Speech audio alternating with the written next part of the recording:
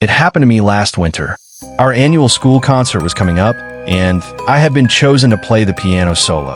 I was nervous, so every evening after classes, I stayed behind to practice in the school's old music room. The music room was in the farthest corner of the school building. Hardly anyone went there except for rehearsals. The janitors would usually lock up at 7 p.m., but since I had special permission to practice, I was allowed to stay a little longer. That evening, I was completely lost in my music when I suddenly felt like someone was watching me. The room was silent except for the sound of the piano keys, yet my hands froze on the keyboard. Out of the corner of my eye, I noticed something move in the big mirror at the front of the room.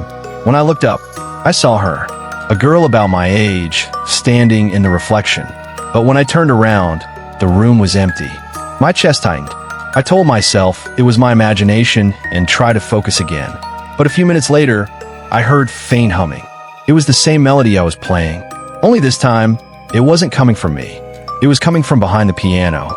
I shot up from my chair, but before I could react, I heard a whisper right next to my ear. "Can you teach me to?" I bolted out of the music room and into the hallway.